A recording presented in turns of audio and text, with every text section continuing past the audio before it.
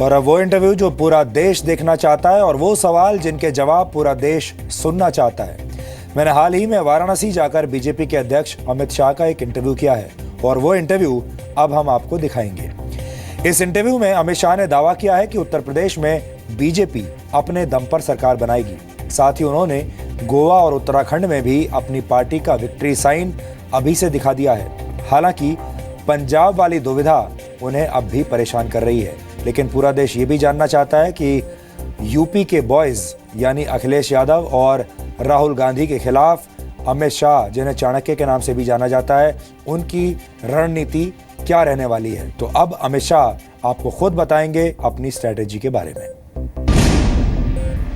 नमस्कार, मैं हूं सुधीर चौधरी और इस वक्त मैं बनारस में हूं, प्रधानमंत्री नरेंद्र मोदी का लोकसभा क्षेत्र, और मेरे साथ हैं बीजेपी के अध्यक्ष अमित शाह।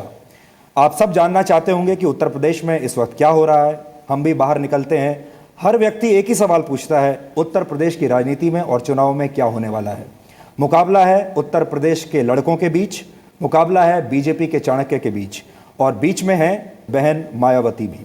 तो इस मुकाबले में कौन आगे है, कौन पीछे है, क्या रणनीति है, ये आज जानेंगे हम अमित जी से। अमित जी, आपका बहुत बहुत स्वागत है। इस बार का जो चुनाव है, सबसे पहले ताज़ा विवाद से शुरू करता हूँ। स्थिति यहाँ तक आ गई है कि कब्रिस्तान और शमशान तक की बातें होने लगी हैं। तो क्या आपको ऐसा लग रहा है कि इस बार कब्रिस्तान और शमशान से भी वोट निकलेंगे, वहाँ पर भी वोट मशीन लग गई है? देखिए, वोट मशीन के लिए ये मुद्दे चर्चा में नहीं आते हैं। ये मुद्दे चर्चा में आते हैं गवर्नेंस के हिस्से के नाते। जब कोई सरकार, कोई एडमिनिस्ट्रेशन विकास के कामों के अंदर भी वोट बैंक को एड्रेस करने लगेगा, तुष्टीकरण करेगा, तो मुझे लगता है मुद्दे आएंगे। तो आपका कहना है कि प्रधानमंत्री मोदी के सामने कोई और चारा नहीं था इस मुद्दे को उछालने के अलावा? बहुत सारे मुद्दे लिए हैं, आप क्यों एक मुद्दा पकड़ रहे हैं?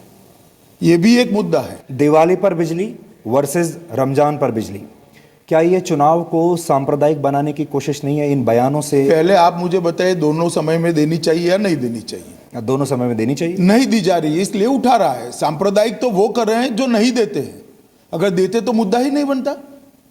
पर आपके बयान के बाद अखिलेश यादव ने कुछ नया डेटा रिलीज किया है जिसमें वो ये कहते हैं कि आप देखिए कि दिवाली पर मैंने कितनी बिजली। मुझे कोई अखिलेश जी के डेटा नहीं देने, मैं तो गांव में जाता हूं यूपी के, आप भी चले जाइए, कोई डेटा की जरूरत नहीं। यूपी का बच्चा बच्चा बताएगा। लैपटॉप देने में भी तुष्टीकरण होता है। अमित जी, ये दुर्भाग्य नहीं है कि आज हम उत्तर प्रदेश का चुनाव लड़ रहे हैं और आज भी मुद्दे वही हैं कि बिजली नहीं मिल पा रही है। मतलब 24 घंटे बिजली का भी अधिकार लोगों के पास नहीं है। और हम लोग ये देखते हैं, हम लोग ये कर रहे हैं कि अगर विदेशों में आप देखिए, विकसित देशों में 1 घंटे के लिए अगर बिजली चली जाती है तो मंत्री का इस्तीफा हो जाता है। इस देश में भी ऐसी स्थिति आएगी। आज गुजरात में 24 घंटा बिजली पहुंच चुकी है, मध्य प्रदेश में पहुंच चुकी है, छत्तीसगढ़ में पहुंचने की तैयारी में, हर गांव में, राजस्थान में हर गांव में पहुंच रही। यहाँ 15 साल से सपा बसपा का जो शासन चला है, उसने विकास के मामले में उत्तर प्रदेश को बहुत पिछड़ा कर दिया। उत्तर प्रदेश की जनता रोजगारी के मामले में अपनी रिपोर्ट थाने में लिखाने में ही संघर्ष कर रही है, बिजली की ओर ध्यान नहीं गया है। आपने अखिलेश यादव का गधा वाला बयान सुना? मैं ऐसे स्तरविहीन बयानों पे कोई कमेंट्स करना नहीं चाहता। बट आपको ऐसा लगता है कि इस बार का जो चुनाव प्रचार है ऑल टाइम लो चला गया है? हमारी ओर से तो नहीं गया है। घर वाले और बाहर वाले के बीच में एक बड़ा विवाद अब चल रहा है। कांग्रेसी आके कह रहे हैं कि हम घर वाले हैं, हम उत्तर प्रदेश के असली लोग हैं, या ये समझ लीजिए कि उत्तर प्रदेश के लड़के वर्सेस बाहर वाले। 11 तारीख को मतगणना के वक्त सुधीर जी ये सारे मुद्दों के जवाब मिल जाएंगे। सबसे बड़ा मुद्दा लॉ एंड ऑर्डर का है, सबसे बड़ा मुद्दा गुड गवर्नेंस का है, और सबसे बड़ा मुद्दा यूपी के पिछड़ेपन का है। तो इन सब चीज़ों का लाभ आपको मिलेगा इस बार, क्योंकि जनता परेशान होगी? देखिए, लाभ हमें मिलेगा ये शब्द प्रयोग ठीक नहीं है, मगर निश्चित रूप से जनता सपा बसपा से मुंह मोड़ चुकी है और भारतीय जनता पार्टी एकमात्र आशा का चिन्ह उत्तर प्रदेश की जनता को दिखाई पड़ता है। अमित जी, आप अपना प्रमुख प्रतिद्वंदी किसको मानते हैं? सपा और कांग्रेस के गठबंधन को मानते हैं या मायावती को मानते हैं? देखिए, मुझे लगता है अब प्रतिस्पर्धा 1 नंबर के लिए नहीं रही है, 2 नंबर और 3 नंबर के लिए चल रही है। धीरे धीरे बसपा भी अब काफ़ी अच्छा कर रही हैं। गठबंधन बहुत पिछड़ चुका है चुनाव में। आप असल में दिल से ये चाहते हैं कि बसपा भी अच्छा करे? हमारे चाहने ना चाहने से कुछ नहीं होता, जनता चाहती है वही होता है चुनाव में। मैंने ये भी सुना है कि आपकी बैठकें जो हैं आजकल चुनावी बैठकें रात रात भर चलती हैं। कानपुर में, लखनऊ में आपने पूरी रात बैठकें की, सुबह 3, 4, 5 बजे तक बैठकें हुई। तो ये एक मेहनत की निशानी है या एक बेचैनी की निशानी है? 300 तक पहुंचने की। बट कहीं ऐसा तो नहीं कि आपकी रातों की नींद उड़ी हुई है? देखिए, जहां तक सादे बहुमत से जीतने का सवाल है, भारतीय जनता पार्टी वो आंकड़ा काफ़ी कंफर्टेबली पार कर लेगी, हमें कोई दिक्कत नहीं। अमित जी, 2014 में आपने चमत्कार किया था। उस वक्त आप अंडरडॉग थे, खोने के लिए कुछ खास बचा नहीं था, क्योंकि 2012 से बीजेपी का परफॉर्मेंस यूपी में नीचे ही जा रहा था। तो आपने एक चमत्कार करके दिखाया। लेकिन इस बार बचाने के लिए बहुत कुछ है, और इस बार ऐसा लगता है कि जो आपको उस वक्त जो ताज मिला था, आपको वोटों का शहंशाह लोग कहते थे 2014 में, क्योंकि 73 सीट आप जीत के लाए थे इसी यूपी से, इस बार वो ताज जो है वो दांव पर लगा हुआ है। देखिए, मैं चुनाव को इस दृष्टि से नहीं देखता। जहाँ तक आप कहते हैं कि आपको ताज मिला, ये मिला, वो मिला, ये सब मीडिया की बातें होती है। कोई भी विजय किसी एक व्यक्ति के आधार पर नहीं होता। उत्तर प्रदेश के करोड़ों कार्यकर्ताओं की मेहनत से ही 2014 में जीते थे, और मोदी जी के प्रति पूरे देश की जो आशा बंधी थी, और मोदी जी के प्रति जिस प्रकार का संवेदनशील रवैया जनता का था, एक वेव था, उसी के कारण हम उत्तर प्रदेश का चुनाव जीते थे। और इस बार भी मैं ग्राउंड पर गया हूँ, गाँवों में भी गया हूँ, गाड़ी में भी घुमा हूँ, हेलीकॉप्टर में भी घुमा हूँ। 1 साल से मैं उत्तर प्रदेश का दौरा कर रहा हूँ। लगभग 80 में से 79 जिले मेरे समाप्त हो चुके हैं। कई बार गया हूँ कई जिलों में। मैंने भारतीय जनता पार्टी की आंधी देखी है। अब परिणाम आए उस दिन देखना, दूसरे तीसरे राउंड में ही सरकार निश्चित हो जाएगी। अमिताभ बच्चन का एक मशहूर डायलॉग है, मेरे पास माँ है।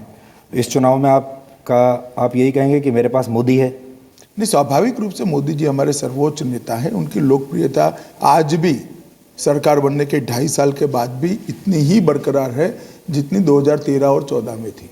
इस बार आपने दागी और बागी दोनों से ही आपने परहेज नहीं किया है, और इम्पोर्टेड नेताओं को भी आपने खूब सारा टिकट दिया है, और उसकी वजह से हमने ये देखा कि आपका जो काडर है उसमें नाराज़गी आई, मायूसी भी आई। तो ऐसी क्या मजबूरी थी कि इस बार आपको ये सारे कॉम्प्रोमाइज़ करने पड़े? कोई कॉम्प्रोमाइज़ भारतीय जनता पार्टी ने नहीं किया है।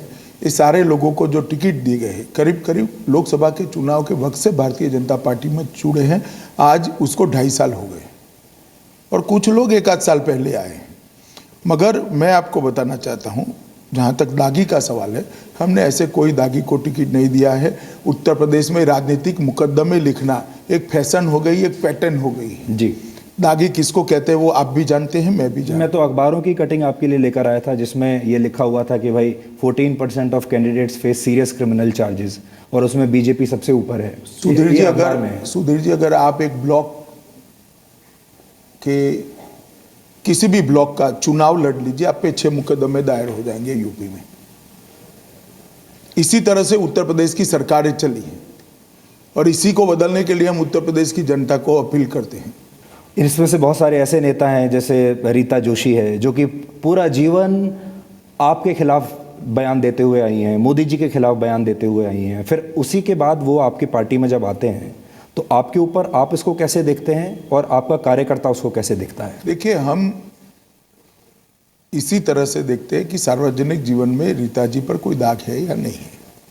जो भी आता है उस पर कोई दाग है या नहीं है। कोई एक विचारधारा के साथ लंबे समय के लिए जुड़ा होता है तो बयान देना तो बड़ी स्वाभाविक बात है, मगर उनका सार्वजनिक जीवन कैसा है इसके आधार पर इसका मूल्यांकन होता है। ऐसे मूल्यांकन नहीं होता है सुधीर जी। तो भगवान राम का जो वनवास था 14 साल का था, और बीजेपी को भी सत्ता से गए हुए उत्तर प्रदेश में लगभग 14 साल हुए, 14 साल से थोड़ा ज़्यादा, अब 15 साल हो जाएंगे कुछ समय के बाद। आपको ऐसा लगता है कि ये सही मौका है वनवास खत्म करने का? देखिए, भारतीय जनता पार्टी की सरकार और उत्तर प्रदेश में विकास दोनों जुड़े हुए हैं। मैं मानता हूं उत्तर प्रदेश के विकास का वनवास ये 11 मार्च को समाप्त हो जाएगा। 11 मार्च को भारतीय जनता पार्टी की सरकार बनेगी, और उत्तर प्रदेश में वंशवाद, जातिवाद और तुष्टीकरण की राजनीति की जगह पॉलिटिक्स ऑफ परफॉर्मेंस की राजनीति शुरू होगी। विकास उत्तर प्रदेश का हमेशा के लिए चुनाव का मुद्दा बनेगा इस 2017 के विधानसभा चुनाव के बाद। अमित जी, एक बात जो सब लोग पूछते हैं वो ये है कि आपके पास उत्तर प्रदेश में 73 सांसद हैं, फिर भी आप एक भी चेहरा ऐसा नहीं निकाल पाए जो कि आपके मुख्यमंत्री पद के लिए एक दावेदार या चेहरे के रूप में सामने आ सके। ऐसी क्या मजबूरी है? एक नहीं 10 है, मगर हम रणनीतिक कारणों से इसकी घोषणा करना नहीं चाहते। इससे पहले आपने किया है ऐसा? आपने दिल्ली में ऐसा किया, असम में आपने ऐसा किया कि आपने पहले मुख्यमंत्री? हमने हरियाणा में नहीं किया, झारखंड में नहीं किया, महाराष्ट्र में नहीं किया। तो इसको कमजोरी समझा जाए या इसको रणनीति समझा जाए? रणनीति का एक हिस्सा है, कमजोरी का सवाल ही नहीं है। उत्तर प्रदेश में भारतीय जनता पार्टी, आप देखिएगा, बहुत समय के बाद एक मजबूत और स्टॉन्च सरकार बनाने जा रही है। कोई हिंट आज आप देना चाहेंगे? क्योंकि वोटर के सामने इस तरफ जब देखता है तो अखिलेश यादव है, उस तरफ देखता है तो मायावती है, लेकिन जब बीजेपी की तरफ देखता है तो उसको कोई चेहरा समझ में नहीं आ रहा। और मोदी जी तो आएंगे नहीं यहाँ मुख्यमंत्री बनने। देखिए, गुड गवर्नेंस हमारा चेहरा है और यूपी की जनता को मालूम है भाजपा का जो भी बनेगा वो ये 2 चेहरों से तो अच्छा बनेगा। ये गठबंधन से आपको टेंशन हुई या आपका काम आसान हुआ? मुझे तो लगता है आसान हो गया। ऐसा क्यों? 103 सीटों पर कांग्रेस पार्टी के पास कैडर ही नहीं है और सपा का कैडर कांग्रेस के प्रत्याशियों को स्वीकार नहीं करता है। 103 सीटें छोड़कर अगर कोई पार्टी चुनाव लड़ती है तो मैं नहीं मानता वो बहुमत की दिशा में आगे बढ़ सकती है। लेकिन अमित जी, आप ऐसा भी देखिए कि इस बार चुनाव में आप ज़बरदस्त तरीके से प्रधानमंत्री का उपयोग कर रहे हैं चुनाव प्रचार के लिए। रैलीज उनसे लगातार करवा रहे हैं, जैसे आपने बिहार में भी किया था। भारत सरकार के इतने सारे मंत्री इस वक्त उत्तर प्रदेश में जुटे हुए हैं, तो आपको ऐसा नहीं लगता कि आप प्रधानमंत्री पर कुछ ज़्यादा जोर डाल रहे हैं चुनाव प्रचार के लिए? देखिए, ये प्रॉब्लम जो है सुधीर जी आप लोगों का, वो इसलिए बना है कि इस देश ने 10 साल तक ऐसा प्रधानमंत्री देखा है जिसकी सभाओं में लोग आते ही नहीं थे। आप इंदिरा जी को देखिए, अटल जी को देखिए, सारे लोग चुनाव लीड करते थे। लोकतंत्र का इतना बड़ा उत्सव हो, लोग अपना फैसला सुनाने जा रहे हो और मेरी पार्टी का सर्वोच्च नेता मेरी पार्टी का पक्ष नहीं रखेगा। किस प्रकार का लोकतंत्र चाहते हैं आप? किस प्रकार का लोकतंत्र चाहते हैं? देश के प्रधानमंत्री की जिम्मेदारी है जनता के सामने जाकर अपनी पार्टी का पक्ष रखना, मगर आपने एक 10 साल तक ऐसा प्रधानमंत्री देखा जिसकी सभा ही नहीं होती थी। लेकिन आपको ऐसा कभी लगा कि ये ब्रांड मोदी जो है उसके लिए, देखिए ब्रांड मोदी में ज़रा सी भी अगर कहीं कोई खरोंच आ जाए, खरोंच से मेरा मतलब कि वो इतना जोर लगा दें और पार्टी ना जीत पाए। भैया देखो, सोने को कितना भी घिसोगे ज़्यादा चमकेगा, अंदर से लोहा नहीं निकलता है। आपको बहुत सारे लोग ये भी कहते हैं कि ये जो ब्रांड मोदी है आप इसके केयर टेकर हैं, क्योंकि वो आपके ऊपर इतना विश्वास करते हैं, आप रणनीति बना रहे हैं और वो आते हैं फिर प्रचार करने के लिए। उसका कभी कभी आपको कोई बर्डन, कोई बोझ महसूस होता है? कभी आपको नर्वसनेस होती है कि इतने बड़े ब्रांड को आपको प्रोटेक्ट भी करके रखना है? ये ब्रांड में सत्व ही इतना है, ताकत इतनी है कि इसको प्रोटेक्शन की जरूरत नहीं है, मेरी सहायता होती है। इस चुनाव प्रचार में ब्रांड मोदी तो है जैसे आपने बताया, लेकिन नोटबंदी हुई थी, सर्जिकल स्ट्राइक हुई थी, वो आपको कितना नुकसान या फायदा देने वाले हैं? दोनों मुद्दे भारतीय जनता पार्टी को भरपूर फायदा कर रहे हैं। आपका जो बेस वोटर है, जिसको कि हम ट्रेडर कहते हैं, व्यापारी वर्ग, हमको ऐसा लगा कि नोटबंदी के बाद ही व्यापारी वर्ग परेशान हुआ, थोड़ा नाराज हुआ। देखिए, यूपी का व्यापारियों की असुरक्षा से सबसे ज्यादा परेशान है। यूपी के चुनाव शुरू होने के बाद 13 व्यापारियों की हत्या हो चुकी है यूपी में। 13 व्यापारियों की, चुनाव शुरू होने के बाद, पहले चरण के पर्चे डालने के बाद। तो मैं मानता हूं यूपी का व्यापारी सबसे ज्यादा परेशान असुरक्षा से। आज जब मैं आपसे पूछने के लिए सवाल बना रहा था और रिसर्च कर रहा था, तो मैं देख रहा था 43 साल के अखिलेश यादव हैं, 46 साल के राहुल गांधी हैं, और वो अपने आप को यूपी के लड़के बता रहे हैं और कह रहे हैं कि हम यूपी के जो लड़के हैं। फिर मैंने आपकी एज के बारे में रिसर्च किया, तो मैं ये देख के काफ़ी हैरान हुआ, आप राहुल गांधी से सिर्फ 6 साल ही बड़े हैं। चलिए, अब राहुल जी को मालूम भी पड़ जाएगा। तो कभी आप, मतलब आप भी अपने आप को एक युवा नेता के तौर पर प्रोजेक्ट कर सकते हैं, लेकिन कभी आप ये बात कहते नहीं। मगर मैं एक कार्यकर्ता हूं भैया, बचपन से 12 साल का था तब से कार्यकर्ता बना हूं, एक ही पार्टी में काम किया है और बूथ पर पोस्टर चिपकाते चिपकाते बूथ का इंचार्ज था मैं। नारायणपुरा कॉन्स्टिट्यूंसी में, वहाँ से यहाँ तक पहुँचा हूँ। मुझे ऐसे लेबल चिपकाने की कोई ज़रूरत नहीं है। मेरा ही पार्टी का परिचय ही मेरा परिचय है। पर आप इन सब लड़कों के मुकाबले हमेशा इतने गंभीर क्यों बने रहते हैं? आपकी जो छवि है वो एक बहुत गंभीर नेता की है। ये जानबूझ के आपने बनाया या आप सच में ऐसे ही हैं? अब हर आदमी की एक छवि होती है, एक प्रकृति होती है, और मैं मानता हूँ समस्याओं का निराकरण करने वाले लोग जो होते हैं वो गंभीर और संजीदा हो तो ज़्यादा अच्छा होता है। अमित जी, मायावती का एक वोट गणित है, यानी दलित प्लस मुस्लिम। समाजवादी पार्टी कांग्रेस का भी एक वोट गणित है जो उन्होंने लगाया, यादव प्लस मुस्लिम। बीजेपी का वोट गणित क्या है? क्योंकि मैं आज एक ब्रेकअप भी लेकर आया था। मैं समझा दूं भैया, जी, आप अब बहुत लंबे समय तक इस प्रकार के गणितों से आगे नहीं बढ़ पाएंगे। ना जर्नलिस्ट बढ़ पाएंगे, ना राजनेता। हमारा गणित समझाता हूँ। हमने किसानों के लिए हमारे घोषणा पत्र के अंदर ऋण माफ़ी की घोषणा की है। हमने किसानों को ब्याज मुक्त लोन देने की घोषणा की है। हमने किसानों के पशुधन की रक्षा के लिए कत्ल खाने बंद करने का निर्णय किया है। हमने किसानों के लिए 40 डेयरी बनाने का निर्णय किया है। तो मेरा वोट बनता है किसानों का। हमने युवाओं को 1 GB इंटरनेट कनेक्टिविटी के साथ लैपटॉप देने की बात करी है। वर्ग 3 और 4 के इंटरव्यू में से नौकरियां देने के लिए इंटरव्यू समाप्त करने की घोषणा की है। 10 नए विश्वविद्यालय, विश्वस्तरीय विश्वविद्यालय बनाने की बात कही है। तो मेरा वोट बैंक बनता है युवाओं का।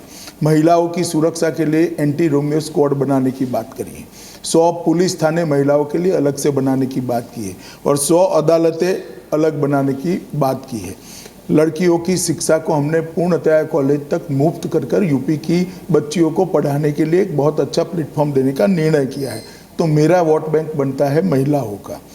इस प्रकार से कानून और व्यवस्था के लिए भी हमने बहुत सारे प्रोविज़न किए। एंटी भूमाफिया स्क्वाड बनाया है, एंटी रोमियो स्क्वाड बनाया है।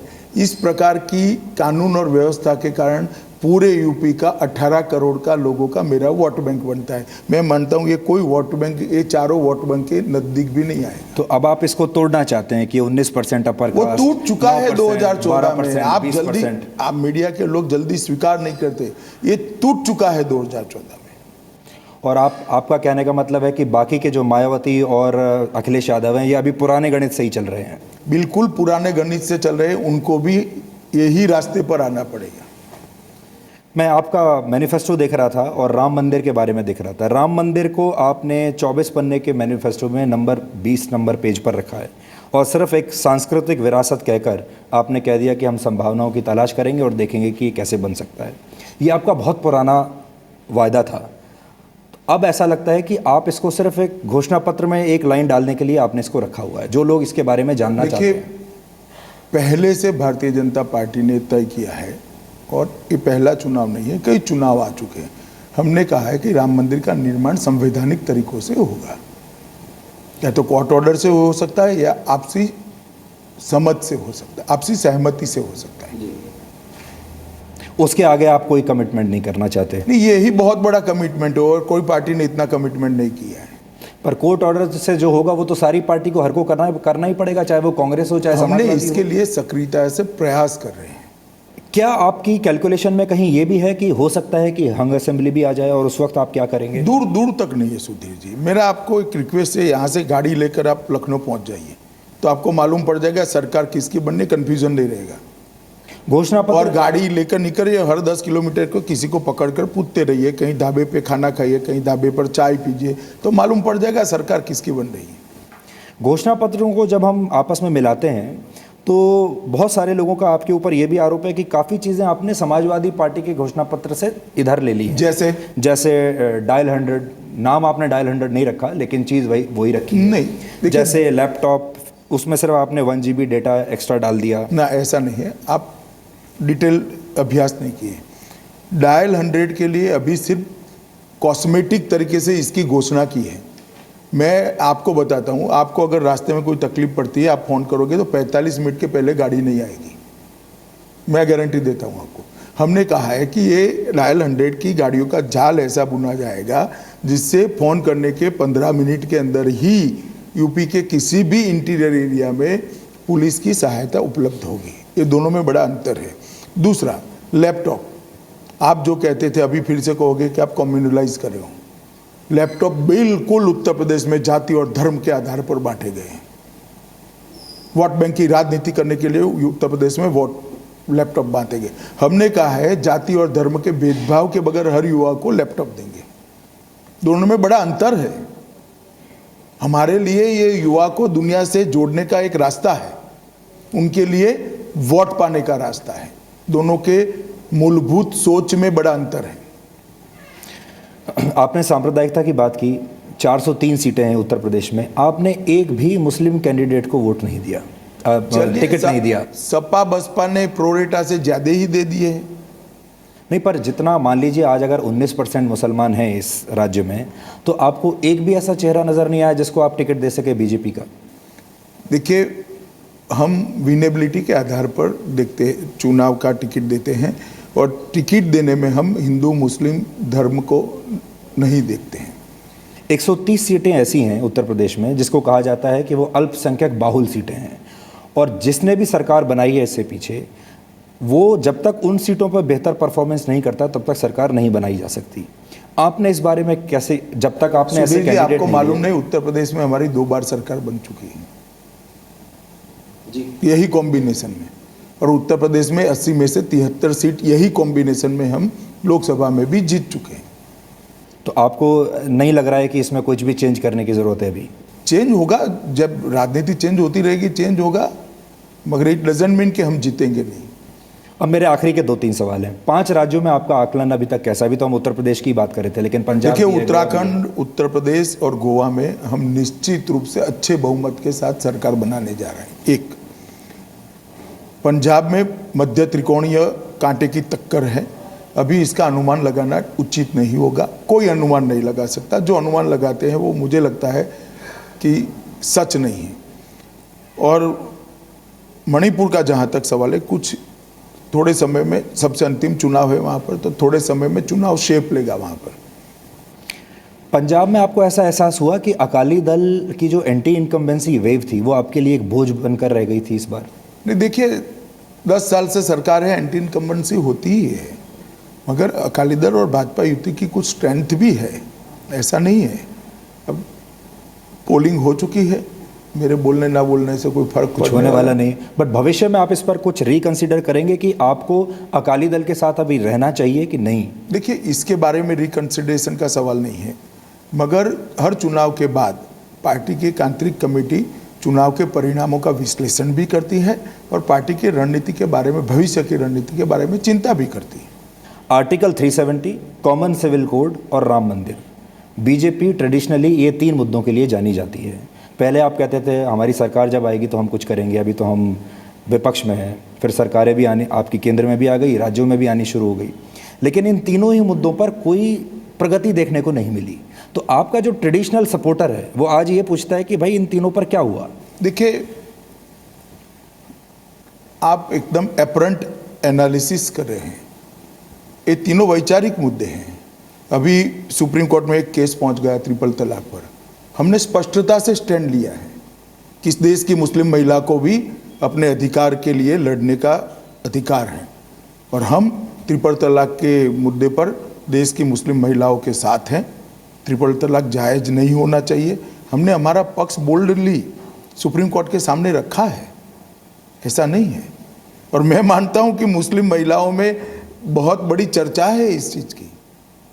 सिर्फ सपा बसपा और कांग्रेस को चाहिए कि वो अपना स्टैंड स्पष्ट करे ट्रिपल तलाक पर। इतना बड़ा चुनाव हो रहा है, आपने अभी अभी बताया कि 18% या 19% मुसलमान हैं, मगर ये तीनों पार्टियां ये कहती ही नहीं है कि ट्रिपल तलाक के बारे में उनका क्या मानना है। हमने कह दिया कि हम मानते हैं कि मुस्लिम महिलाओं के अधिकारों की रक्षा होनी चाहिए। कभी ऐसा दिन आएगा जब मुसलमान वोटर बीजेपी को वोट देना शुरू करेगा? आपको लगता है कभी ऐसा आप ये अचीव कर पाएंगे? देखिए, काफ़ी जगह पे हमें मिलते भी है वोट, और जब धर्म और जाति चुनाव का आधार नहीं रहेगा तो निश्चित रूप से मिलेगा। सेकेंड लास्ट क्वेश्चन, गुजरात में स्थिति बीजेपी की काफ़ी ऊपर नीचे होती रही हाल ही में। बहुत सारे लोग ये चाहते हैं कि अमित शाह गुजरात में वापस जाकर हो सकता है एक दिन गुजरात के मुख्यमंत्री फिर से बन जाए। क्या आपकी स्कीम ऑफ थिंग्स में ऐसा है? अब कोई सवाल ही नहीं है। विजय भाई को अभी अभी पार्टी ने मुख्यमंत्री बनाया है, और गुजरात में हमारी स्थिति कई बार ऊपर नीचे मीडिया के थर्मोमीटर में होती रहती है। हम 1990 से आज तक एक भी चुनाव गुजरात में नहीं हारे हैं, ना इस साल वाला भी हारेंगे। बहुत सारे लोग आपके इस कॉन्फिडेंस को एरोगेंस समझ लेते हैं। देखिए, बहुत पतली भेद रेखा होती है। मुझे लगता है एरोगेंस ये नहीं है, परफॉर्मेंस का कॉन्फिडेंस है। आखिरी सवाल, बीजेपी का चाणक्य उत्तर प्रदेश में यूपी के लड़कों से लड़ रहा है। इस लड़ाई में आपको कितना मज़ा आ रहा है, और एक आपसे आपका कैलकुलेशन हम जानना चाहते हैं, अपना भी और बाकियों का भी। देखिए, मैं बताता हूं आपको, हम पहले 3 चरण में 140 से ज़्यादा सीट जीतेंगे। चौथे चरण का मतदान होने के बाद मैं बताऊंगा।